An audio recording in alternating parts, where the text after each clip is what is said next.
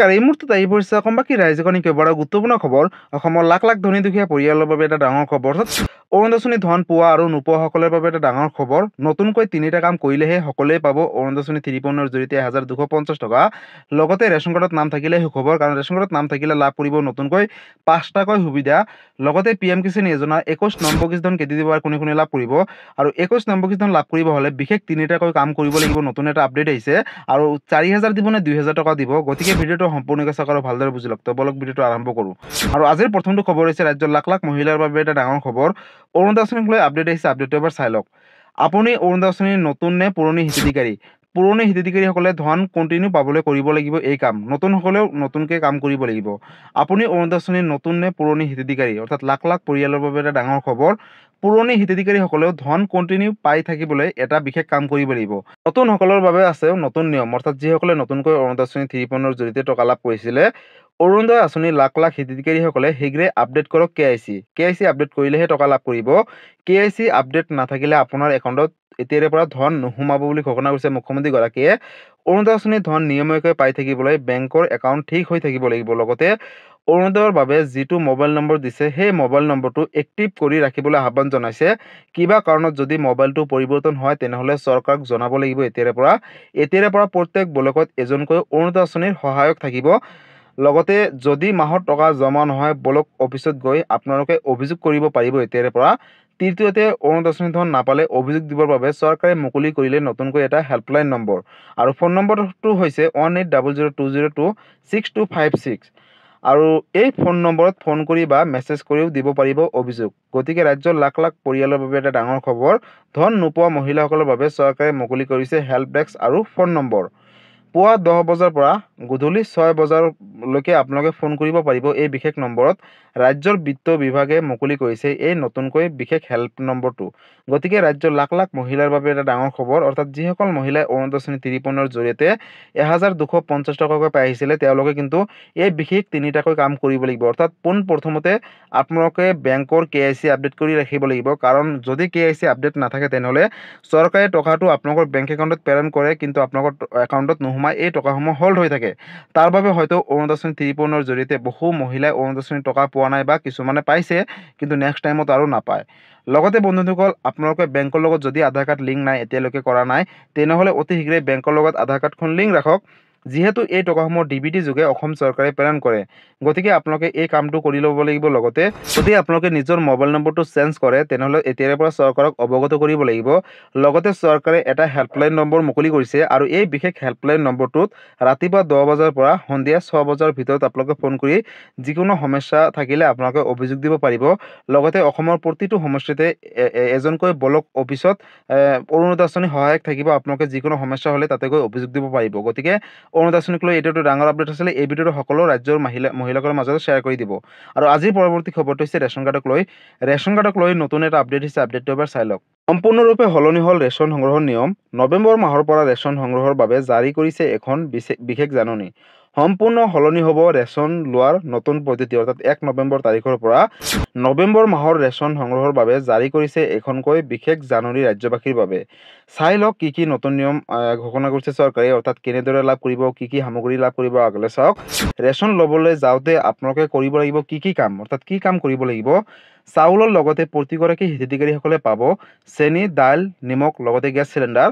মুঠ 4বিধ সামগ্ৰী লাভ কৰিব এতিয়াৰ পৰা ৰেচন কাৰ্ডৰ গৰাকীসকলে। এই সামগ্ৰীখিনি বজাৰৰ দৰতকৈ অতি কম দামতে লাভ কৰিব পাৰিব যাৰ ঘৰত ৰেচন কাৰ্ড আছে। প্ৰতি কেজি চেনি লাভ কৰিব মাত্ৰ 38 টকাত। গতিকে ৰেচন কাৰ্ড থকা প্ৰতিটো পৰিয়ালৰ বাবে এটা সুখবৰ। লগতে প্ৰতি কেজি মচুৰ দাইল লাভ কৰিব মাত্ৰ 69 টকাত যদিহে ৰেচন কাৰ্ড আছে আপোনালোকৰ ঘৰত।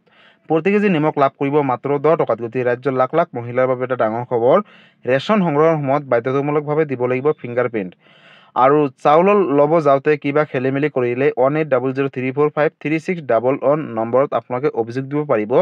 আৰু এটা অভিযোগৰ পিছতে কিন্তু ৰেচনৰ দোকানীৰ বিৰুদ্ধে চৰকাৰে শাস্তিমূলক ব্যৱস্থা গ্ৰহণ কৰিব। গতিকে ৰাজ্যৰ লাখ লাখ পৰিয়ালৰ বাবে এটা ডাঙৰ খবৰ।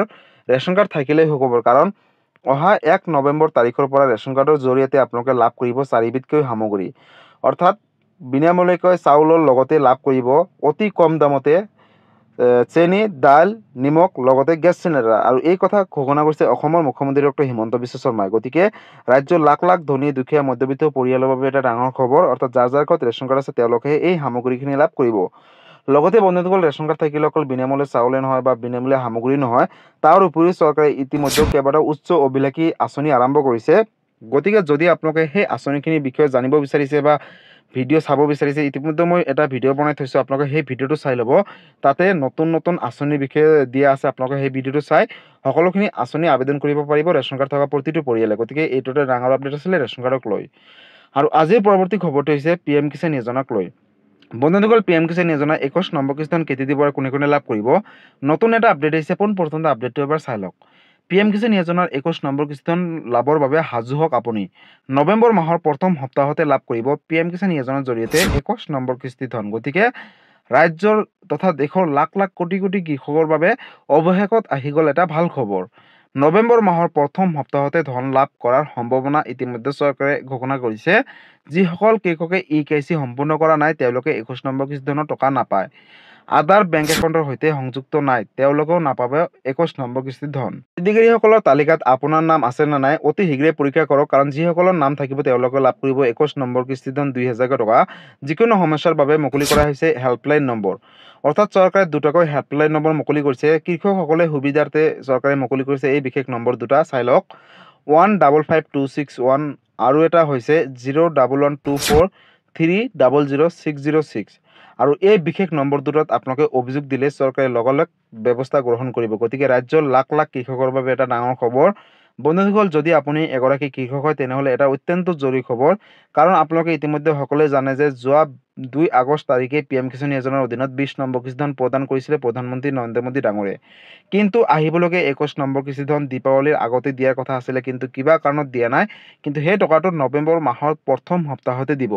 আৰু তাৰ বাবে কৃষকসকলক EKYC আপডেট কৰিবলৈ ইতিমধ্যে আহ্বান জনাইছে চৰকাৰে। লগতে যিসকলৰ বেংকৰ লগত আধাৰ কাৰ্ড লিংক নাই তেওঁলোকক বেংকৰ লগত আধাৰ কাৰ্ডখনো লিংক ৰাখিবলৈ আহ্বান জনাইছে। লগতে চৰকাৰে নতুনকৈ এখন লিষ্ট প্ৰকাশ কৰিছে।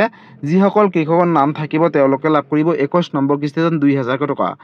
আৰু যদি লিষ্টখনত আপোনালোকৰ নাম আছে নে নাই চাবলৈ ইতিমধ্যে মই এটা ভিডিঅ' বনাই থৈছোঁ, আপোনালোকে সেই ভিডিঅ'খিনি চাই ল'ব, তাতে কিন্তু সম্পূৰ্ণ তথ্য দিয়া আছে। লগতে বন্ধুসকল, 21 নম্বৰ কিস্তি ধন চৰকাৰে দিব 2000 টকা। অৰ্থাৎ এই টকা এতিয়ালৈকে বৃদ্ধি কৰা নাই, আহিবলগীয়া সময়ত চৰকাৰে বৃদ্ধি কৰিব। আৰু যেতিয়া বৃদ্ধি কৰে লগালগ মই এটা ভিডিঅ' বনাই আপোনালোকৰ মাজত অৱগত কৰিম। তাৰ বাবে আপোনালোকে এই চেনেলটোৰ লগত জড়িত হৈ থাকিব। লগতে বন্ধুসকল, যিসকলৰ দুটাকৈ ইনষ্টলমেণ্ট লেট থাকিব তেওঁলোকে লাভ কৰিব 4000 টকা। যিসকলৰ তিনিটা আছে তেওঁলোকে লাভ কৰিব 6000 টকা।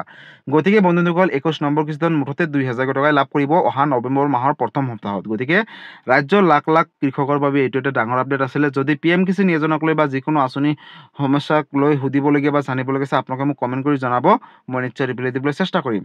গতিকে বন্ধুসকল, আজি আছিলে এইটো এটা ইনফৰ্মেটিভ ভিডিঅ' আৰু গুৰুত্বপূৰ্ণ খবৰ।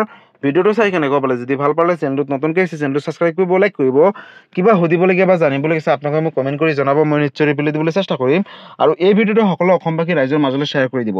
ধন্যবাদ। জয় আই অসম।